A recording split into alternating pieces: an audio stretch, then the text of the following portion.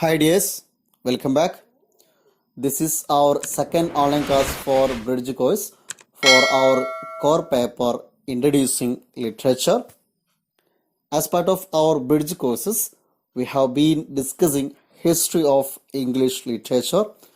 In previous class, we had seen a chart of period in which English literature developed, and as a literature students, we must understand these periods as it is a basic tool. Yes, it helps us to understand everything related to a work, its background, its theme, and all its literary elements. In previous class, we had a simple divisions of period. Here we had only 8 period, but in our further reading, we may come across many other periods also. നമ്മുടെ തുടർന്നുള്ള വായനകളിലും ക്ലാസ്സിലുമൊക്കെ നേരത്തെ നാം പരിചയപ്പെട്ട 8 പീരീഡിനേക്കാൾ കൂടുതൽ പീരീഡുകൾ literary മൂവ്മെന്റുകളൊക്കെ ഒരു പക്ഷെ നാം കണ്ടേക്കാം.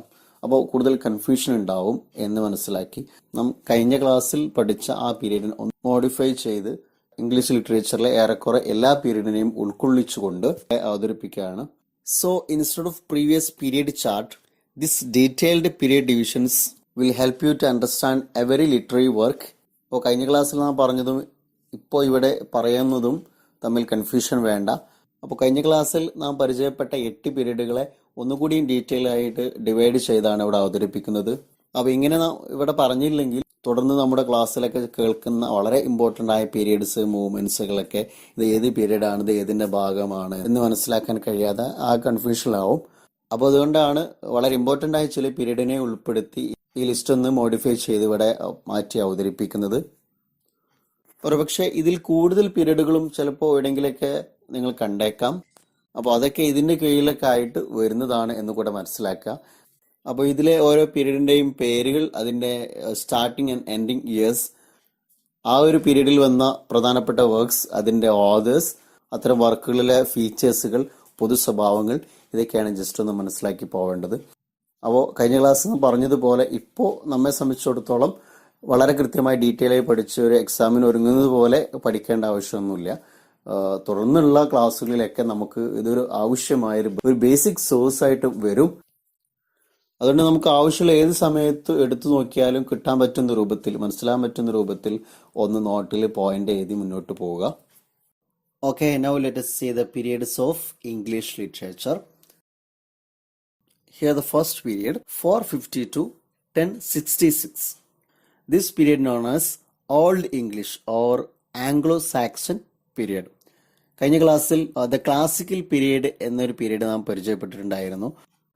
എന്നാൽ ഇംഗ്ലീഷ് ലാംഗ്വേജിൽ ലിറ്റററി വർക്കുകളൊക്കെ കാര്യമായി വന്നു തുടങ്ങിയത് ദ ഓൾഡ് ഇംഗ്ലീഷ് പീരീഡ് മുതലാണ്. അതുകൊണ്ടാണ് കൂടുതൽ പീരീഡ് ചാർട്ടുകളിലൊക്കെ തന്നെ ഇംഗ്ലീഷ് ലിറ്ററേച്ചറിന്റെ പീരീഡ് ഓൾഡ് ഇംഗ്ലീഷ് പീരീഡ് മുതൽ സ്റ്റാർട്ട് ചെയ്യുന്നതായി കാണുന്നത്. അപ്പോൾ ഈ ഒരു പീരീഡിൽ പ്രധാനപ്പെട്ട വർക്കുകളും അതുപോലെ പ്രധാനപ്പെട്ട ഓതേഴ്സിനെയൊക്കെ കഴിഞ്ഞ ക്ലാസ്സിൽ പരിചയപ്പെട്ടിട്ടുണ്ട്. അപ്പോൾ അതങ്ങനെ തന്നെ നിൽക്കട്ടെ. Then second period 1066 to 1500. This period known as Middle English period. Then third period 1500 to 1666. The Renaissance or early modern age. Then ഈ ഒരു റിനൈസൻസ് എന്ന പീരിയഡ് വീണ്ടും 4 ആയിട്ട് ഡിവൈഡ് ചെയ്യുന്നുണ്ട്. Elizabethan age, Jacobean age, Caroline age and commonwealth period. English ലിറ്ററേച്ചറിൽ വളരെ പ്രധാനപ്പെട്ട വർക്കുകളൊക്കെ വന്ന, പ്രത്യേകിച്ചും ഷേക്സ്പിയറിന്റെ ഒക്കെ ഒരു ഏജ് എന്ന് പറയുന്നത് റിനൈസൻസ് പീരീഡ് ആണ്. വളരെ ഡീറ്റെയിൽ നമുക്ക് പറയാം. ഫോർത്ത് പീരീഡ് വരുന്നത് 1660 to 1785. This period known as neo classical period. ഈ ഒരു പീരീഡിനെയും 3 ആയിട്ട് ഡിവൈഡ് ചെയ്യുന്നു. The restoration age, the Augustan age, the age of sensibility. The fifth period 1785 to 1832, the romantic period. The sixth one 1830 to 1901, the Victorian period. Then seventh one, the modern period. This period start from 1901 to 1945. Then ഈ ഒരു പീരീഡിനെ വീണ്ടും divide ചെയ്യുന്നു. The Edwardian period and Georgian period. Then eighth one 1945 to 1970, the post-war period. Second world war അവസാനിക്കുന്ന ഒരു period നമുക്കറിയാം 1945-ലാണ്. അതുകൊണ്ടാണ് post world war എന്ന് പറയുന്നത്. Then 9th one 1970 to present time. This period known as the post modern period. അപ്പോൾ കഴിഞ്ഞ ക്ലാസ്സിലൊക്കെ നാം പറഞ്ഞതുപോലെ ഇംഗ്ലീഷ് ലിറ്ററേച്ചറിന്റെ ഏറ്റവും പ്രധാനപ്പെട്ട ബേസാണ് ഈ ഒരു പീരീഡുകൾ. അപ്പോൾ നമുക്കൊരു വർക്ക് കിട്ടിക്കഴിഞ്ഞാൽ ഏകദേശം ഏതൊരു പീരീഡിലാണ് എഴുതപ്പെട്ടത്, അതിൻ്റെ ഒരു സ്വഭാവം എന്താണെന്നൊക്കെ നമുക്ക് മനസ്സിലാക്കേണ്ടതുണ്ട്. അപ്പോൾ കുറേശ്ശെ ഘട്ടം ഘട്ടമായി നമുക്കിങ്ങനെ പഠിച്ചു പോകാം. അപ്പോൾ കഴിഞ്ഞ ക്ലാസ്സിൽ old English period or Anglo Saxon period എന്താണെന്ന് പരിചയപ്പെട്ടു. Here in this class let us discuss middle English period. Okay, this period start from 1066 to 1500. Yes, this is a period of internal struggle. രാജ്യത്തിനകത്ത് ഒരുപാട് പോരാട്ടങ്ങൾ നടന്ന between king, clergy, noble and people. രാജാക്കന്മാർക്കിടയിലും അതുപോലെ ക്രൈസ്തവ പുരോഹിതന്മാർക്കിടയിലും നോബിൾ പീപ്പിളിനിടയിലും സാധാരണ ജനങ്ങൾക്കിടയിലൊക്കെ ഒരുപാട് ഇന്റേണൽ സ്ട്രഗിൾ നടന്ന ഒരു ഇയറാണ്, കാലഘട്ടമാണ് മിഡിൽ ഏജ് എന്നത്. ഈ ഒരു കാലത്ത് എഴുത്തുകളുടെ മറ്റൊരു പ്രത്യേകത റിലീജിയസ് ഇൻ നേച്ചർ ആയിരുന്നു. പൂർണ്ണമായിട്ടും ക്രിസ്തീയ ചർച്ചുകൾക്ക് കീഴിൽ അതിന്റെ താല്പര്യങ്ങൾക്ക് അനുസരിച്ച് എഴുതുന്ന ഒരു കാലമായിരുന്നു.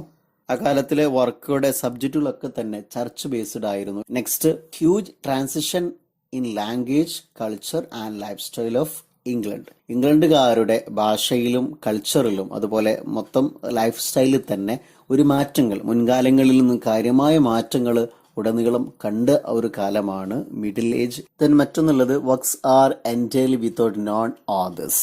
ഓതേഴ്സ് ആരാണ് കൃത്യമായി അറിയാത്ത ഒരുപാട് വർക്കുകൾ ഈ കാലഘട്ടത്തിൽ നമുക്ക് കാണാൻ പറ്റും. Then domination of poetry.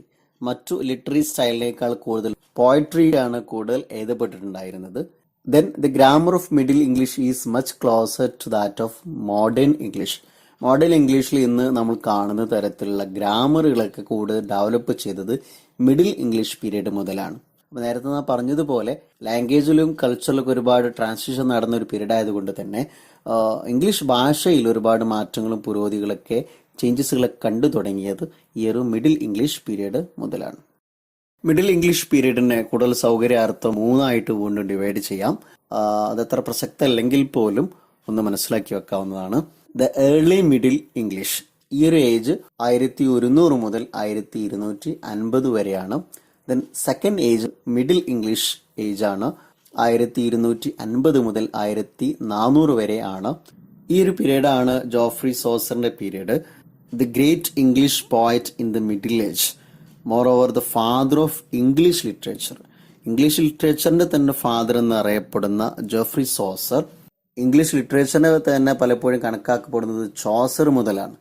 കാരണം അദ്ദേഹം മുതലാണ് ഇംഗ്ലീഷ് ലിറ്ററേച്ചറിൽ കൂടുതൽ സംഭാവനകൾ നൽകിയിട്ടുള്ളത്.